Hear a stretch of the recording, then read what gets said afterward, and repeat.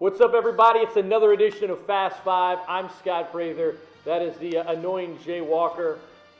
That's not fair. Yes, it is. Let's go. Question number 1. The rule changes in college basketball are blank. I think overall going to be good for the game. There are a couple of them that I really like. The one thing I don't like is they're doing away with the 5-second closely guarded call. Not a big fan of that, but you know, it's interesting.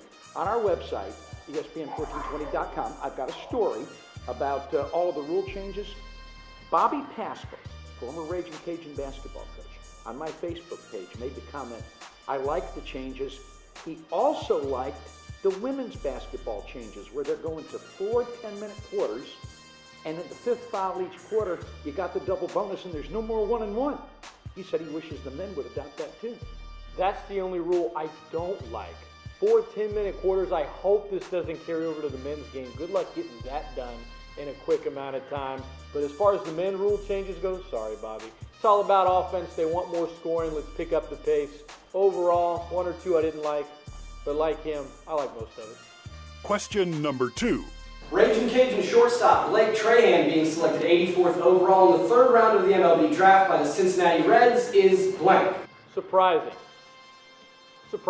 He should have been drafted earlier. A lot of mock drafts had him going in the 1st round. He fell all the way to 3rd. The Cincinnati Reds got themselves a guy that's not only outstanding in the field, but just as outstanding off of it. He's going to be in that organization for a long time. Mark my words, Blake Trahan will play in the big leagues. He's going to be a steal, and every team's going to regret passing him up. I'm with him.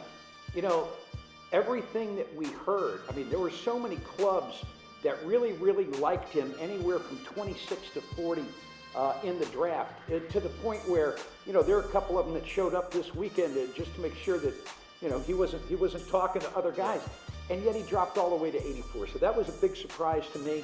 I'm with him. He's going to sign, he's going to go pro, and he's going to do well. Question number 3. LSU's chances of winning it all at the College World Series is blank.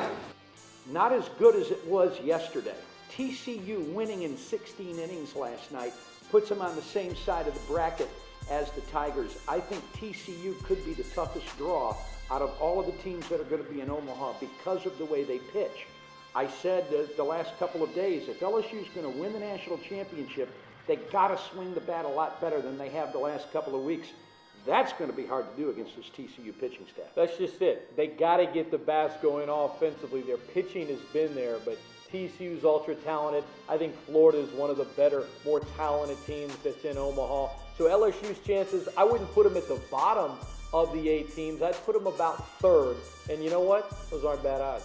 Question number 4. LeBron James' performance in the NBA Finals has been blank.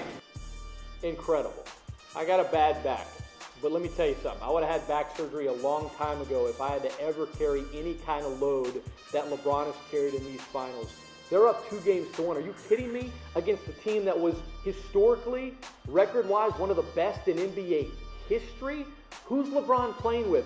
Give me the second best player available right now for the Cavs. Is it Dellavedova? Is it Moskov? I know it's not J.R. Smith. The fact that J.R. Smith's playing big minutes and this team is up 2-1 in the finals, LeBron James, win or lose in this series, should be the NBA Finals MVP. Legendary.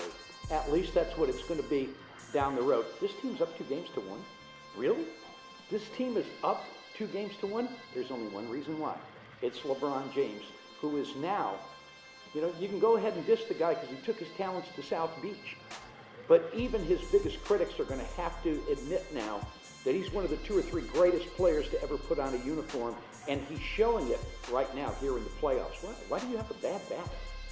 I mean, Lizzie can have a bad back. She carried Callaway around for 9 months. Yeah. What's with you? Hopefully some hereditary things Callaway doesn't pick up. There you go.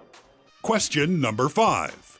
If you had 2 number 1 seeds in a pool tournament of fictional cops from TV and cinema, the 2 number 1 seeds would be Dirty Harry, Andy Sipowicz. Got to have one from TV, one from the movies. Clint Eastwood, Dirty Harry. Go ahead, make my day. All right. And Andy Sipowicz, NYPD Blue. Maybe as good a character actor as a policeman that's ever been on television. You're not in the shot. Is he in the shot? He stepped out of it. Here, you get out of the show. All right. Dirty Here- Harry, No. Andy Sipowicz. I'm telling you. This is going to be one of the most debated topics ever, right? You could go with Serpico, obviously Dirty Harry. You can go with McNulty from The Wire.